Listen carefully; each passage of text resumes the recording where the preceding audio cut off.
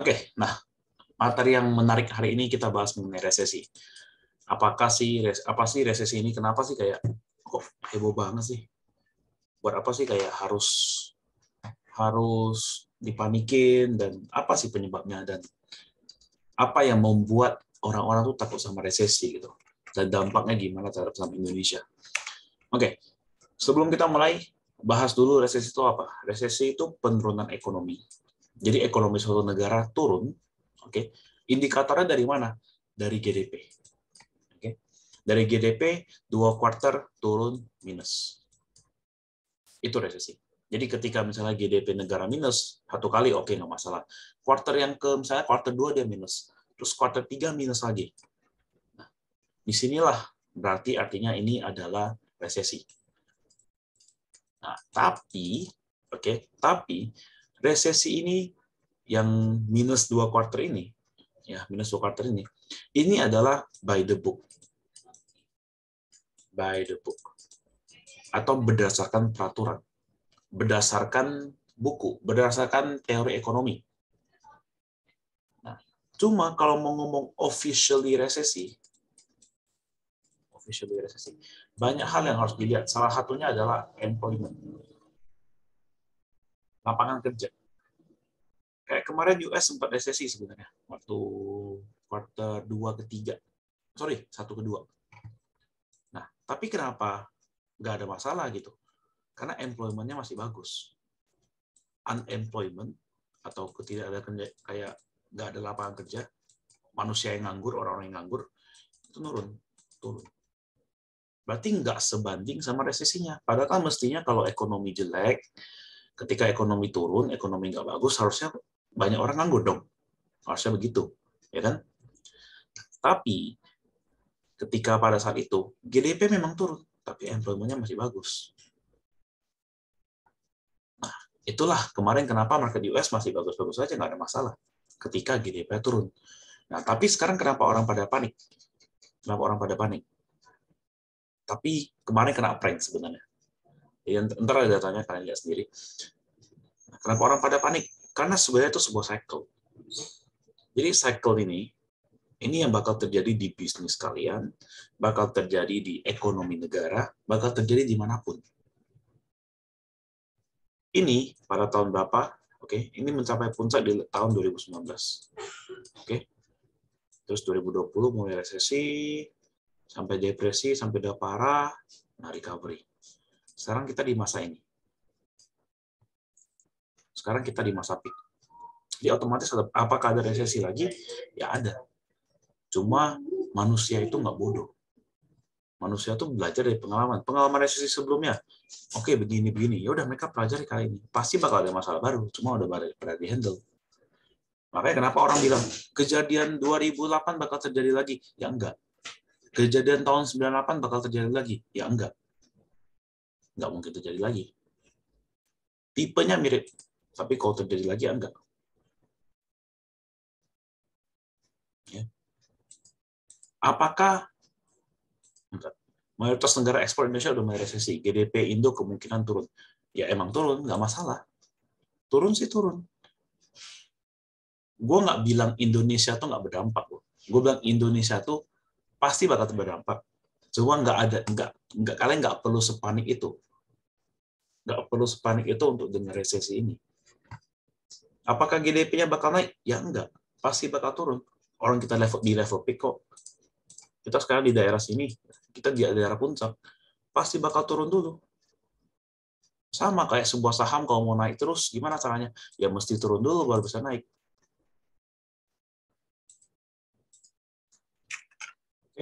Nah, jadi penyebabnya apa?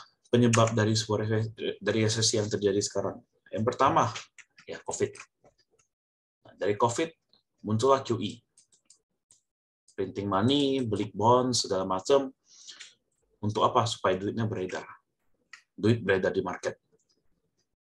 Nah, jadi ketika kayak contoh di Indonesia ya, itu ada yang namanya BLT kan. Itu kan duit gratis tuh. Pemerintah bagi-bagi duit gratis sekalian. Itu kan namanya COVID. Nah, ketika kalian dapat duit gratis, apa yang bakal kalian lakukan? Belanja besar. Uang beredar makin banyak, belanja makin besar. Nah, ketika orang lihat pada belanja besar, harga dinaikin, muncul yang namanya inflasi. Oke, muncul yang namanya inflasi. Selesai nih, udah kelar. Oke, udah inflasi, udah mulai bagus. Karena kemarin sempat deflasi, terus mulai naik lagi, udah mulai inflasi. Muncul perang. Perang, krisis energi, harga komoditas naik. Ketika harga komoditas naik, otomatis bahan baku jadi mahal. Bahan baku mahal. Nah, ketika bahan baku mahal, gimana cara nutupin cost? Adalah naikin harga lagi. Naikin harga. Dulu misalnya gue mau nganter kontainer dari A ke B. Karena harga komoditas naik ya, harga minyak naik. Mungkin dulu harga 1 juta. Sekarang mungkin 1,2 juta. Mau nggak mau, naikin harga. Waktu gue naikin cost ini 1,2 juta, cost transportasi, penjualan mereka otomatis, misalnya mereka jual beras. Yang dulu cost transportasi cuma misalnya Rp100 per kilo. Mungkin sekarang jadi Rp120 per kilo. Otomatis harga beras mereka harus naik. Inflasi lagi. Muncul inflasi lagi. Ketika muncul inflasi lagi, apa yang harus dilakukan? Jadi penyebab inflasi adalah belanja yang terlalu besar, oke, daya beli masyarakat yang besar, dan itu menyebabkan harga naik. Cuma balik lagi, salah satu penyebab inflasi kita nggak cuma karena belanja besar, tapi karena komoditas, karena perang. Nah, jadi pertanyaannya sekarang gini, apakah perang bisa kalian hentikan? Nggak bisa. Apakah perang bisa diberhentiin sama The Fed? Perang bisa diselesaikan sama Bank Indonesia? Ya, nggak bisa. Mereka nggak bisa ngapa-ngapain. Ya kan? Jadi apa yang bisa mereka lakukan untuk menangkal inflasi? Yang bisa mereka lakukan adalah menaikkan suku bunga. Nah, ketika mereka menaikkan suku bunga, ya, tujuannya apa? Supaya masyarakat yang punya uang, mereka nggak pakai terus untuk belanja. Tapi mereka gunakan buat investasi. Dengan tujuan apa? Misalnya dulu bunga deposito hanya 2%, sekarang bunga deposito 4%.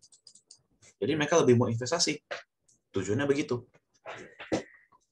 Itu dengan tujuan untuk menekan inflasi supaya belanja tidak terlalu besar. Oke. Nah, dari kenaikan suku bunga, efeknya berdampak lagi kepada kredit default. Ini namanya domino effect. Satu jatuh, semua jatuh. Gimana itu kredit default? Kredit default adalah gagal bayar. Gagal bayar. Bunga makin tinggi, pasti ada yang gagal bayar. Oke. Dari gagal bayar ini, muncul yang namanya business fail atau bisa disebut lain juga housing crash. Gimana bisa gagal bayar? Karena dengan naiknya inflasi, suku bunganya naik, otomatis supaya masyarakat belanjanya berkurang, pasti ada beberapa bisnis yang bakal fail. Kenapa? Ya belanjanya kan berkurang. Dulu yang misalnya omset penjualan sebulan bisa 10 juta, mungkin sekarang turun jadi 5 juta. Ditambah lagi bunga dia pinjaman ke banknya naik. Makanya ntar bakal banyak bisnis yang tiba-tiba fail, yang terutama yang pinjam uang sama bank ya. Makanya kenapa orang selalu bilang utang bank itu paling bahaya. Kenapa? Karena ini utang yang berbunga. Karena utang supplier nggak masalah, paling cuma ditagih telepon doang. Kayak Pak kapan bayar gitu doang. Cuma kalau misalnya utang bank, ya udah beda, aset disita segala macam. Oke. Terus muncul juga yang namanya housing crash. Housing crash ini apa? Banyak orang gagal bayar KPR-nya. Setelah gagal bayar KPR, apa yang terjadi? Rumahnya dilelang. Makanya gue bilang, yang mau beli properti, gue pernah bilang bulan lalu kalau nggak salah, yang mau beli properti jangan beli sekarang. Tahun depan bakal banyak properti murah. Oke. Nah, dari bisnis fail, ekonomi yang menurun, otomatis apa yang bakal dilakukan? Pecat karyawan. Dari pecat karyawan atau cutting, muncullah yang namanya unemployment. Masyarakat nggak dapat kerja, pengangguran jadinya. Nah, ini setelah masa ini bakal balik lagi ke masa-masa di mana yang namanya QE. Print uang lagi, karena banyak yang nganggur. Jadi ini roda, ekonomi itu roda. Ekonomi itu roda yang berputar. Cuma ya semua ini nggak terjadi dalam waktu 1 bulan, 2 bulan, enggak, bisa bertahun-tahun. Bisa bertahun-tahun. Nanti bakal balik lagi ke momen ini QE lagi. Mau nggak mau pemerintah print uang lagi. Bakal ada QE kedua. Percaya nggak percaya, mungkin tahun depan bisa ada QE kedua. Pemerintah print uang lagi. Kenapa? Karena kalau credit default belum terjadi, bisnis banyak fail, unemployment pasti naik. Inilah baru muncul yang namanya resesi di sini. Kalau yang kemarin mah bukan resesi, teori doang resesi. Oke. Nah, kita lihat data. Apa yang bikin orang takut?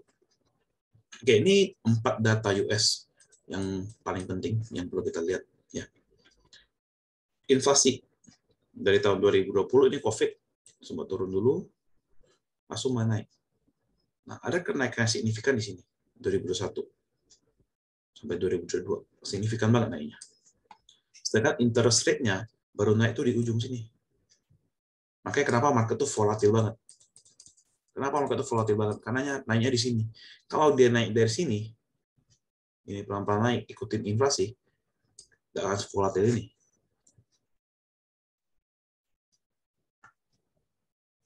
Oke, nah ditambah dengan GDP. Waktu di sini 2 kali minus. Ini orang udah bilang ini resesi, by the book. Sesuai buku ini resesi. Nah, banyak yang expect quarter ini minus lagi. Ini minggu lalu hari Kamis. Semua orang expect ini bakal minus lagi. Terus di prank, ada positif. Jadi resesi nggak? Kalau minus mungkin banyak yang panik. Jadi ya positif. Nah, sedangkan unemployment juga tiap tahun tuh overall ya, secara average ya, ini masih menurun. Bagus. Ini bagus. Jadi yang bikin orang takut adalah satu, dari inflasinya naik terus. Nah, ini kalau nggak bertahan, nggak turun, ini otomatis bakal naik terus. Nanti ada korelasinya kenapa. Oke. Nah, jadi ini mesti turun. Ini naik dengan level yang stabil, ntar paling di level 3,5, 4, main di level segitu. Ini ada kemungkinan bakal dinaikin lagi. Prediksi gue ya, interest rate sampai bulan Desember bakal dinaikin, bakal up. Ada kemungkinan 2023 bakal turun. Kenapa begitu? Karena dia harus tekan inflasi. Dia butuh tekan inflasi dengan cepat. Ketika udah bisa tekan dengan cepat, udah mulai stabil, diturunin interest rate nanti. Karena nggak boleh ketinggian juga. Emerging market jadi nggak laku. Saham-saham kayak pasar saham di Indonesia, negara-negara yang berkembang, jadi nggak laku. Semua lari ke US jadinya. Uang balik ke US lagi. Nah, setidaknya kita melihat GDP-nya, ini aman. Ini positif. At least dia perlu 2 minus lagi. Jadi kita masih ada waktu sekitar 8 bulan lah anggapan untuk minus lagi, baru ini jadi resesi lagi. Gitu. Oke. Nah, jadi sebelum pahami resesi itu bagaimana, kenapa harus takut, pahami dulu kenapa orang sebut resesi. Asal-usulnya begini, datanya begini, tapi ininya positif. Jadi beneran resesi, atau ini sebenarnya nakut-nakutin orang.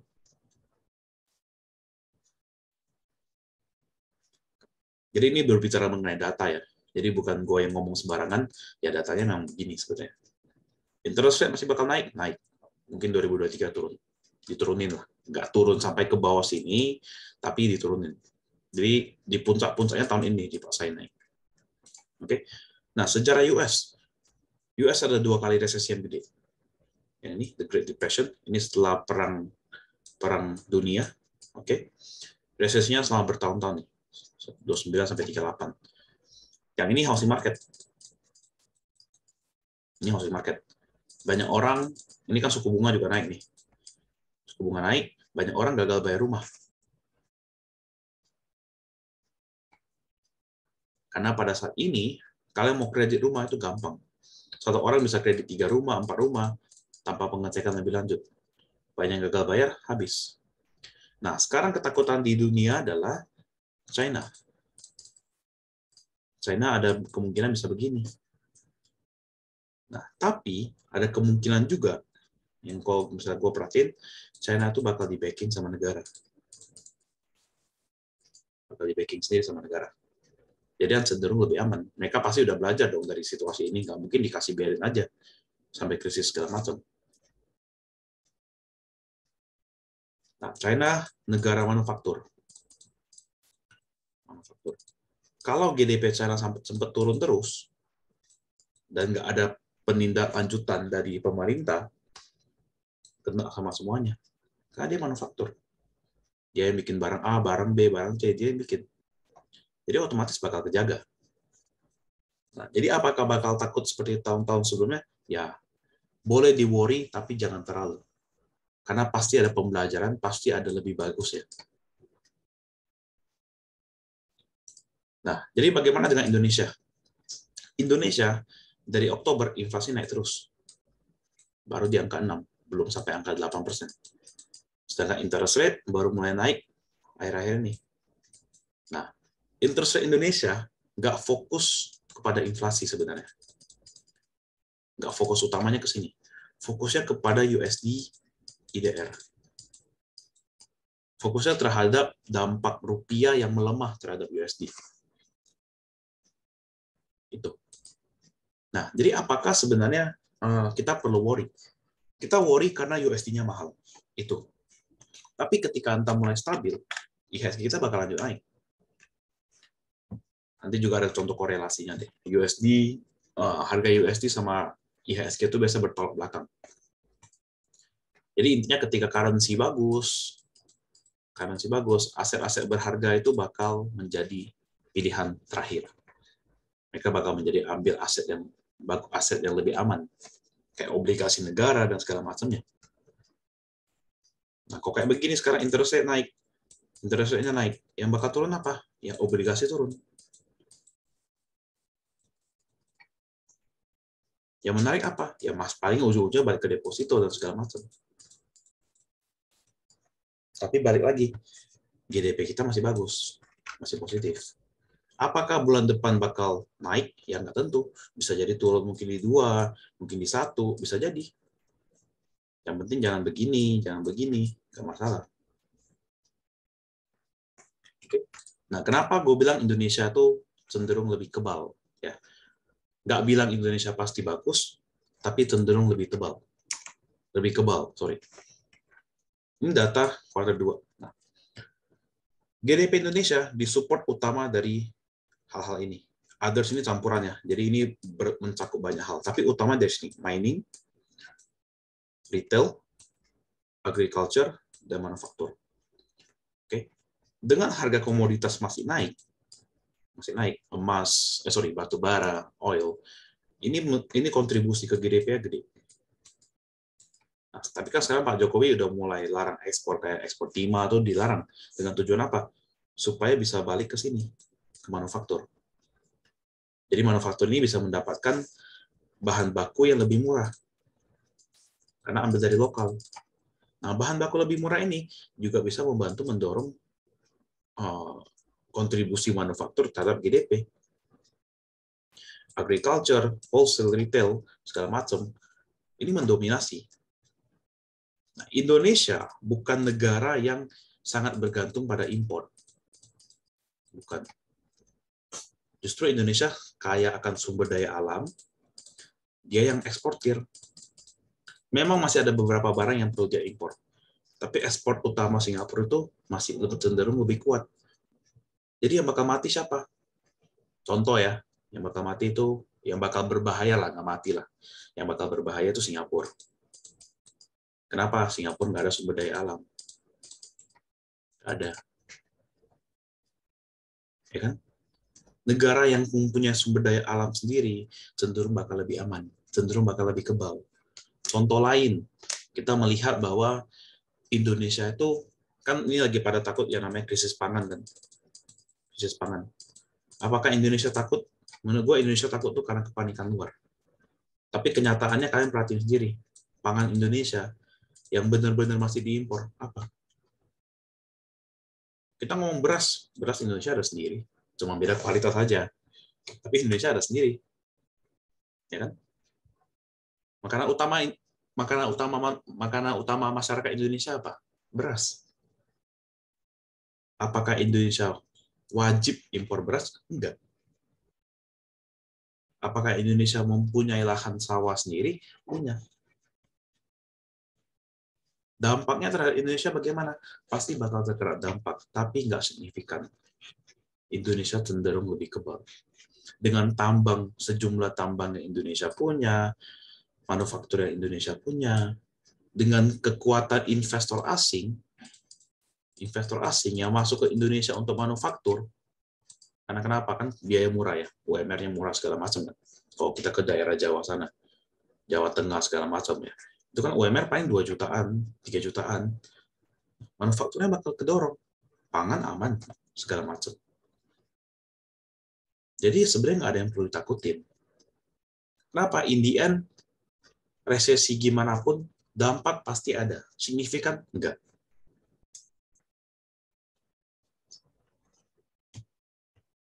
Oke, nah, data lagi nih. Foreign direct investment, ini investasi asing di Indonesia.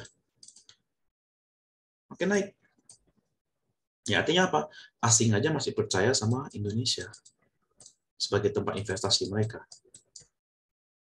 Ini exclude tuh ya, ini exclude oil and gas, exclude financial market ya, banks ya, exclude banks. Ini benar-benar investasi yang dilakukan asing kepada Indonesia, misalnya bangun pabrik dan segala macam. Balance of trade, ekspor impor masih positif. Ekspor Indonesia masih bagus. Dari ekspor itu dapat devisa. Jadi apa yang perlu takutin? Takutnya itu cuma karena dari US ya, dari market US begitu, pasti ada goncangan sedikit di Indonesia. Pasti ada goncangan. Jangan ngomong US turun, Indonesia pasti naik, ya nggak mungkin. Pasti ada goncangan. Tapi ujungnya kemana? Ujungnya masih naik. Apakah semua saham bakal turun, bakal krisis, ARB berjilid kayak BCA, ARB waktu COVID? Ya enggak. Koreksi, wajar. Ujungnya IHSG kemana? 8.000. Masih bisa. Nah, jadi jangan telah mentah-mentah orang bilang resesi segala macam, simpan uang kalian dan segala macamnya. Bukan cara simpan uang kalian. Setiap krisis pasti ada yang menjadi kaya. Setiap kejadian ekonomi apapun pasti ada orang kaya baru. Nggak usah muluk jauh-jauh deh. Dulu punya farmasi ya, dulu punya lab ya. Dulu bisnis biasa-biasa aja, nggak spesial. Tiba COVID, semua orang perlu antigen, semua orang perlu PCR, naik bisnisnya. Orang kaya baru. Sama juga ini, pasti ada kesempatan baru. Mungkin bisa muncul startup baru dan segala macamnya. Oke, so what should we do? Apa yang harus kita lakukan di masa begini? Nah, ini harus masuk ke kamus kalian. Ini Dow teori teknikal. Ini sebenarnya teori teknikal, tapi ini teori yang harus kalian tanamkan di otak kalian. Karena ini terjadi dimanapun. The market discounts everything. Pasar bakal bergerak lebih dulu daripada apapun yang bakal muncul di berita. Resesi, orang ketakutan resesi. Ya orang bakal turun dulu. Orang bakal turunnya sekarang, nggak nanti. Kepanikannya bakal sekarang. Contoh paling jelas ya, kita bisa lihat ya. Di sini. Nih, gue kotakin. Ini contoh paling jelas. Sorry. Nah, padahal orang takut resesi, kenapa IHSG bisa naik? Naiknya bukan karena goto loh, karena overall naik loh. Kenapa bisa naik? Karena semua orang udah expect bahwa GDP GDP US tuh nggak minus. Nah, ketika GDP US ini udah muncul dari rilis, hari Jumatnya dia merah. Ini contoh the market discount everything. Market tuh bakal bergerak lebih dulu dari apapun. Sama kayak kenapa gue bisa bilang PKPK mungkin ada sesuatu. Karena dia sini naik. Jadi mungkin ada sesuatu. Mungkin. Dan harusnya biasa ada. Sama juga dengan market kita. Kondisi apapun, kepanikannya bakal muncul di awal, bukan di akhir. Kepanikan bakal muncul ketika mulai ada isu-isu, nah itu baru muncul merah. Nanti ketika udah keluar rilis, udah keluar hasilnya, dia baru naik. Waktu Jokowi vaksin tanggal 13 Januari, tanggal keramat tuh, itu jadi puncaknya IHSG, langsung drop parah. Kenapa gitu? Ya karena kalau kalian perhatiin udah naik duluan sebelumnya. 13 Januari 2021. Sini. Nah, ini kan vaksin sini. Ya kan? Vaksin di sini. Nah, kenapa malah turun marketnya? Ya karena orang udah naik duluan, orang udah expect duluan. The market discount everything. Sejak ini drop parah. Sama juga kemungkinan turunnya ini udah memang terprediksi duluan resesi. Sekarang resesinya beritanya udah masih ada nggak? Udah mulai tenang. Udah mulai sunyi sekarang kan. Oke. Itu yang pertama. Yang kedua,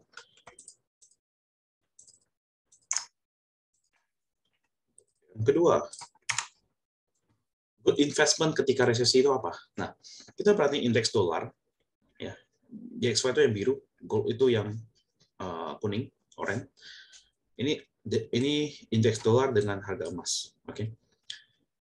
Ini bergeraknya selalu berlawanan. Ketika dolar naik, otomatis gold turun. Oke. Salah satu investasi yang lumayan menarik, dipantau adalah emas. Tapi kapan? Ketika gold ini mencapai puncaknya. Berarti kalau kita setarakan dengan IDR ya, mungkin di sekitar 16.000. Oke, sekitar 16.000. Harga emas itu bisa drop parah. Itu kesempatan kalian beli emas. Tapi emasnya logam mulia, jangan beli perhiasan emas. Logam mulia. Mau kalian beli emas biasa, logam mulia, atau mau beli emas digital, itu udah harga rendahnya. Makanya kenapa Bitcoin berapa hari ini rebound, tapi masih nggak menarik, masih nggak kayak, wah pasti rebound nih. Ya, enggak. USD-nya belum selesai naik. Suku bunga masih bisa naik, USD masih bisa naik. Gitu. Oke, jadi kalau kalian mau invest di emas digital atau misalnya emas logam mulia asli sekalipun ya, tapi kan kalau emas logam mulia kan ada spread-nya biasa. Harganya kan nggak sesuai dengan harga market. Nah, bebas. Sama aja. Jadi ini salah satu inceran ketika beneran resesi, ya.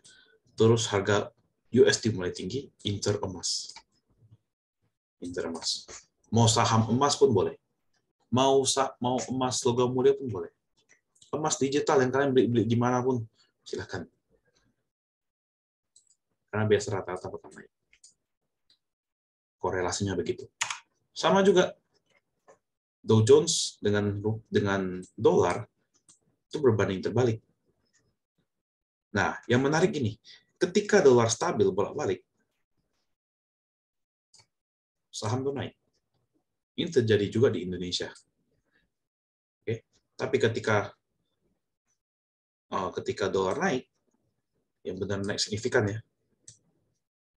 Oke, Dow Jones turun.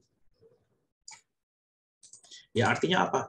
Kalau mau indeks saham naik, kalau mau saham-saham naik, ya kalau mau saham-saham naik, emas ini mesti stabil, bolak-balik aja. Naik lebih tinggi nggak apa-apa, tapi bolak-balik. Kenapa? Karena disinilah saham-saham bisa pada naik. Tapi kalau pergerakan dolar begini, ya saham jelek begini. Cenderung bakal begitu. Nah, kalau kalian mau lihat perbandingan sama Indonesia, kita tambahin USD. Nah, yang biru ini USD. Biru ini USD.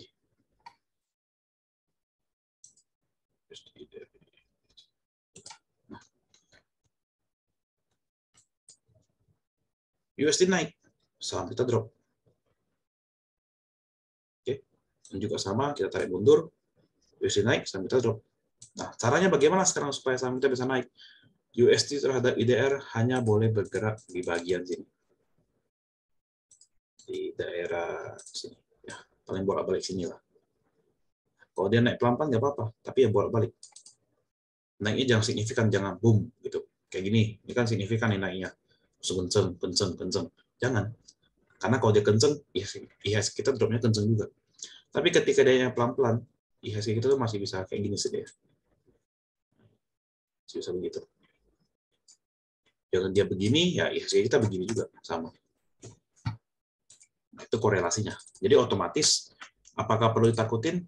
Ya, kalau misalnya USD-nya udah puncak, suku bunga udah nggak naik lagi, ya itu udah selesai. Berarti saatnya kita yang naik gantian. USD selesai. Oke. Nah, foreign flow di Indonesia 3 bulan terakhir asing masih beli USD. 1 bulan terakhir asing keluar, Oktober yang awal bulan. Ya, 1 minggu terakhir asing masih masuk 600M. 1 hari ini 900M. Ya kan? Jadi sebenarnya dana asing itu masih masuk. Kalau dana asing masih masuk, apa yang perlu kita worry? Memang secara singkat pasti ada koreksi. Nggak mungkin nggak ada, pasti ada. Cuma secara long, secara swing, lebih panjang, medium term, orang asing masih di dalam kok. Asing aja masih berani beli. Itu konsepnya. Terus juga ada namanya beta. Nah, beta itu indikator pengukur sensitivitas terhadap pergerakan IHSG. Jadi sebuah saham, sebuah emiten, misalnya saham XXXX, ya. Nah, ini ada betanya. Ada namanya beta. Jadi seberapa sensitif saham ini terhadap IHSG. Contoh, ada yang namanya, ini dibagi menjadi 3 macam ya. Beta minus 1, beta plus 1, sama negatif. Nah, beta minus 1, sensitivitasnya lebih kecil. Jadi ketika IHSG drop 1%, sahamnya drop lebih kecil. Jadi misalnya saham IHSG drop 1%. Inilah sahamnya hanya drop 0,5%. Contohnya gitu. Kurang sensitif. Oke. Ini kita bisa lihat di saham-saham seperti yang lebih safe, yang misalnya kayak bank-bank besar dan segala macam. Nah, sedangkan kita lebih suka main di sensitivitas lebih besar. IHSG drop 1%, dropnya bisa lebih besar. Tapi kalau IHSG naik 1%, naiknya bisa lebih besar. Paling menarik itu yang negatif beta, di mana sensitivitasnya paling besar. IHSG drop 1%, sahamnya kebalikan, dia bisa naik 1%. Ini biasa saham-saham yang third-liner, yang lot-lotnya tipis, kayak PANR tuh. Nah, PANR tuh, ya gini, tapi gini, beta itu kan perhitungan. Ujung-ujungnya di Indonesia kan tergantung bandarnya. Bandar yang mau naikin ya naik. Bandar yang mau turunin ya turun, gitu aja. Nah, cuma teorinya begitu. Kita melihat saham-saham mana sih yang masih bisa naik di kondisi IHSG apapun. Karena pasti ada yang masih naik. Pasti ada. Antara lotnya tipis atau tebel aja. Kalau lotnya tipis ya gampang naik, bisa. Kayak salah satu nasabah di grup kita kan juga ada satu yang suka banget tuh main lot tipis. Silakan, naik. Cuma ketika dia ARB, keluarnya yang mati-matian susah. Bisa masuk 10 lot. Mau masuk 100 lot juga bisa. Tapi jualnya nggak gampang gitu.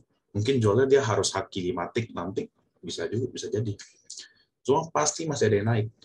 Carilah betanya yang berbeda. Yang begini modelnya. Secara teori. Panorama, ya kalau kita ngomong secara teori, betanya nggak negatif. Tapi kenyataannya betanya kayak negatif. IHSG-nya drop, dia masih naik. IHSG naik, dia masih naik. Berarti ujungnya apa? Masih bakal naik. Itulah kenapa di pasar saham Indonesia, kalian harus belajar yang namanya TA, technical analysis, dan juga bandarmologi. Itulah kenapa. Kenapa? Karena ujung-ujungnya lari ke money flow. Uangnya lagi di mana? Bandar mau naikin suatu saham, kalau money flow-nya ada, ya bisa. Sebuah saham sesehat apapun perusahaannya, kalau money flow-nya nggak ada, sama aja. Tuh. Oke. Nah, ketika masa ini, ketika masa-masa resesi beginian, hati-hati terhadap berbagai hal. Yang pertama, high asset. Oke, volatilitas pasti bakal tinggi. Jadi kayak saham, kripto itu volatilitasnya bakal tinggi. Cuma tetap aja nggak sevolatil kripto ya. Cuma bakal harus hati-hati juga. Bisnis yang high risk, contoh yang berhubungan dengan startup itu berbahaya. Kenapa? Karena startup itu kan hobinya bakar duit. Startup itu rata-rata bakal bakar duit. Oke. Nah, kalau misalnya contoh kalian ada diajak investasi di startup, ya hati-hati juga, perhatiin. Bakal banyak startup yang kolaps. Bakal banyak startup yang melakukan pemecatan. Bakal banyak banget.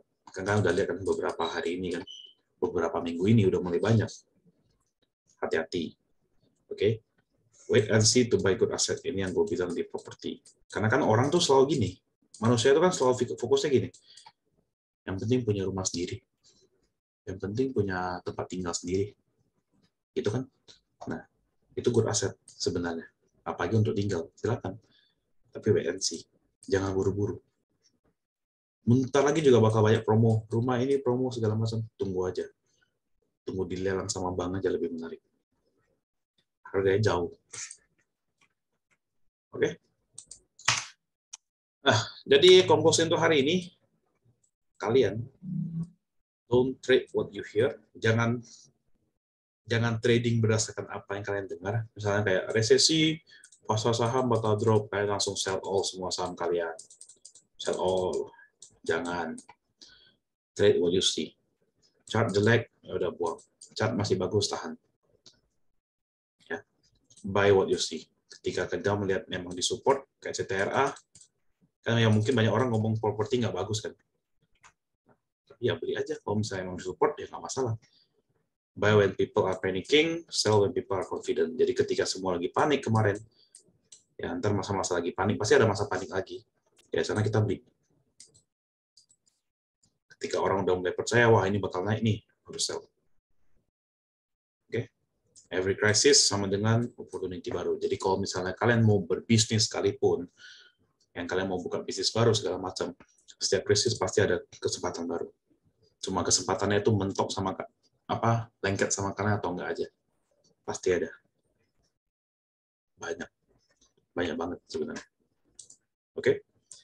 Nah, ini bonus aja. Inceran gue di masa November dan masa-masa resesi begini bakal balik ke finance sama consumer. Mungkin banyak nanya, kenapa finance?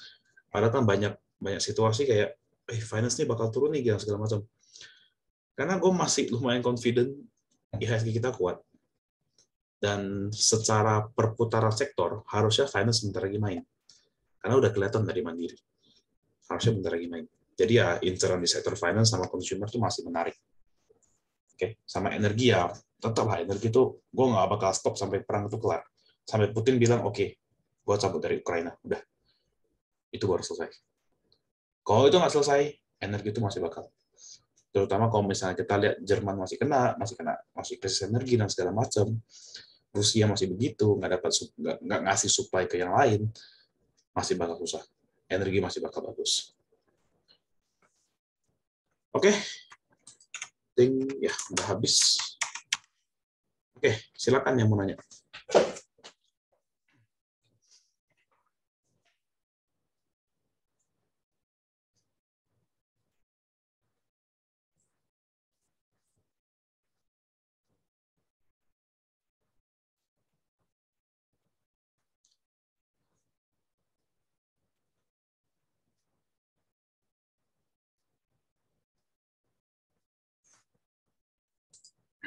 Bentar ya.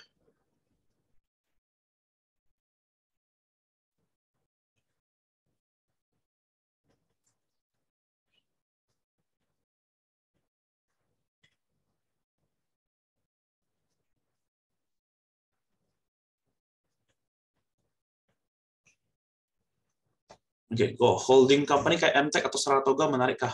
Karena mereka banyak lini bisnisnya. Menarik sih, bakal menarik, terutama ketika mereka mempunyai manajemen yang bagus. Cuma balik lagi, mau menarik gimana pun, kalau sahamnya masih terus ya nggak menarik gitu. Kayak MTech kemarin mau break tapi nggak jadi break. Padahal bisnisnya MTech bagus nggak? Bagus kok. Sahamnya bagus, SMA bagus, ya Bukalapak biasa-biasa aja. Sebenarnya bagus. Cuma balik lagi, kalau ya memang belum saatnya naik, ya nggak naik dia. Tapi apakah bagus? Kayak MTEK Saratoga bagus. Yang jelek itu, ya kayak INTF tuh agak slow. MNC punya grup, punya holding company, ya juga biasa-biasa aja. Gitu. Interfinance apa? BBNI. Kita BBNI kali ini. Kalau BBNI, BBTN tuh menarik. BRI terlalu besar, lambat. BCA tuh menarik, cuma tipis-tipis.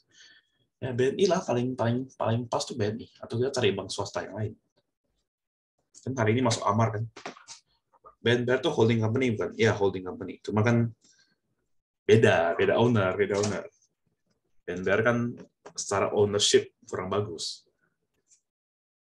Ya kan? Prediksi Winters yang bakal main, finance, consumer, energi, sama. Finance, consumer, energi.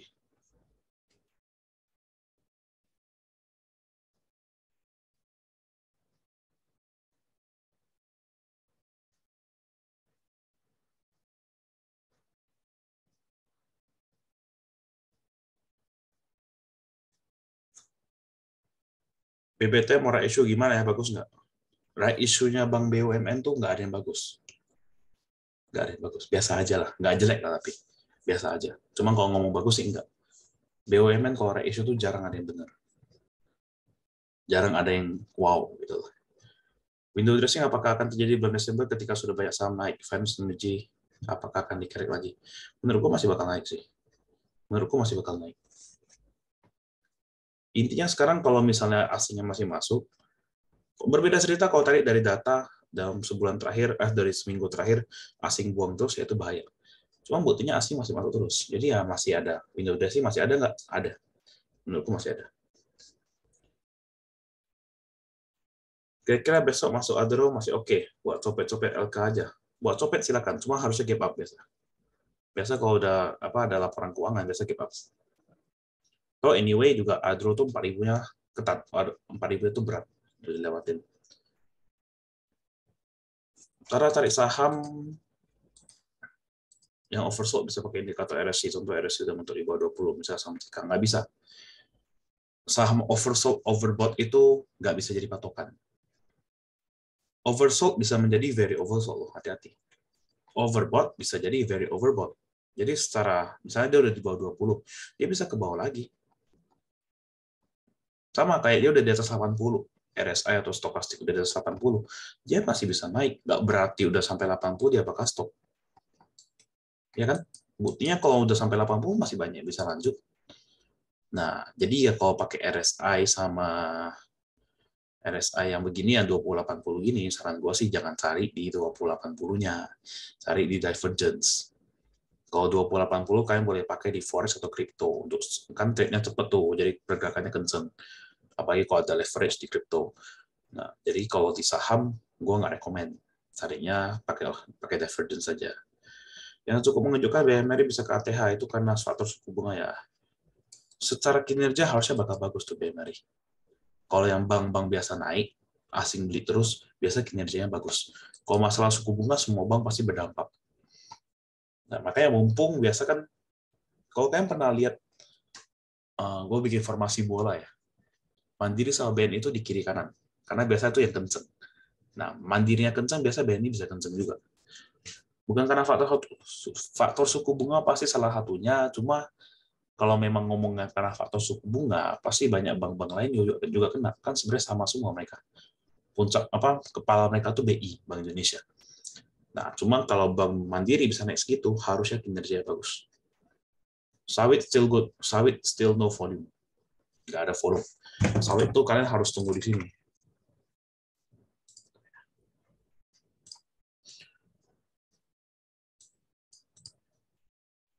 Sawit tuh mesti tunggu dia break. Apa kok ini Excel sih? Mesti tunggu harga sawit itu di atas ini dulu.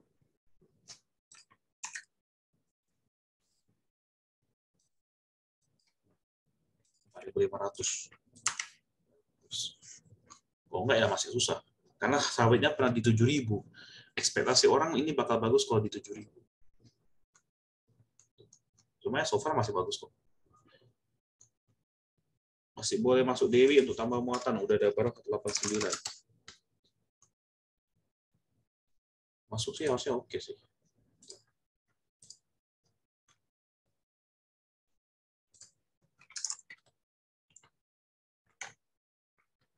Menarik sih Dewi hari ini. Volume juga bagus, segala macam. Boleh lah. Harusnya sih next ya Dewi bisa ke level... Oh, tapi candle Dewi ya lama-kelamaan dilihat jelek banget tuh. Harusnya masih bisa tes 276. Ini bagus nih. Volumenya gede. Harusnya bisa lanjut. Mau average sharp silakan. Cuma ya balik lagi. Jangan 50-50 ya. Misalnya di 189 masuk 50 juta. Di 260 masuk 50 juta juga. Jangan. Sayang average kalian. Masuknya lebih kecil, oke.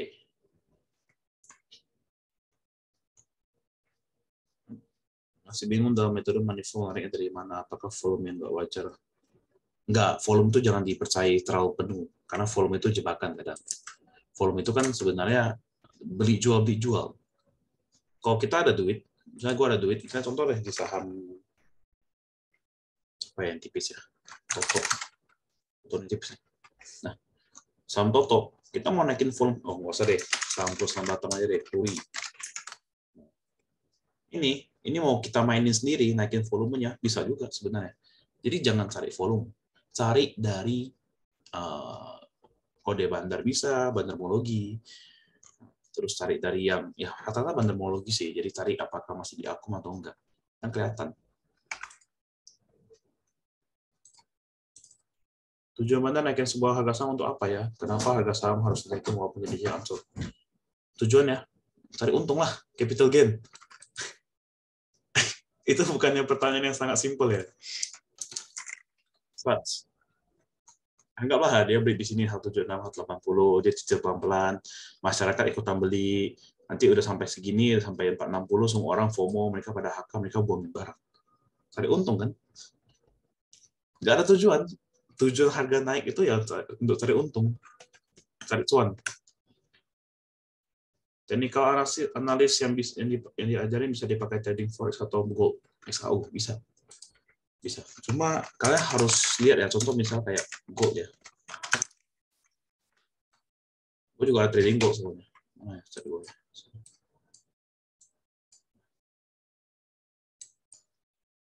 Ini bisa dipakai. Kemarin gue short di sini. Dapat. Kalau lagi kosong aja. Ini bisa dipakai. Cuma kan bedanya kalau di gold, kalian jangan pakai candle daily. Lu pakai candle daily pusing duluan. Pakai candle 1 jam, 30 menit. Nah, cuma kalau di gold itu sih lebih cenderung ya mainnya ya. Simple aja. Gue usah pakai indikator. Lihat, start gue bersih nih. Kalau main gold. Ini supply area. Udah. Kalau kayak begini situasinya, gue bakal cari entry di sini. Sell di sini. Oke, itu aja. Demand areanya di sini ada. Gold itu jangan di swing. Main forex itu jangan di swing. Kecuali main gold kecil. Kalau mau cari untung cepat, main scalping. Kayak gini gue bakal short di sini 1645. Nah, itu biasa menarik. Nanti TP di sini atau sini CL gitu. Dan hati-hati, gold itu sering ada ekor, sering begini. Sering ngejemput CL, anggap orang ngomongnya gitu. Jadi ya bisa dipakai. Nah, kalau mau pakai moving average yang sekalipun,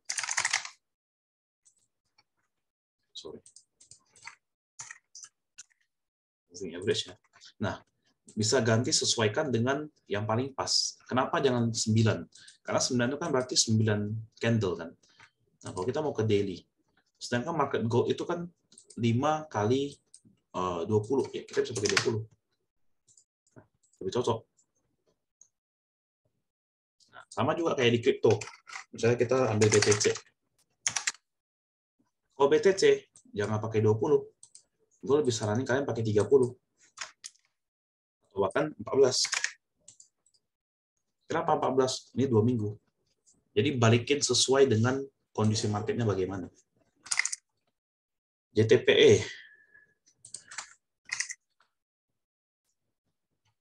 Perusahaan lu kan, perusahaan lu, tempat lu bekerja kan. Kalau perusahaan lu langsung tanya aja, menarik nggak, bos, saham lu, gitu aja. Oke, ada lagi yang mau nanya? Recordingnya stop ya.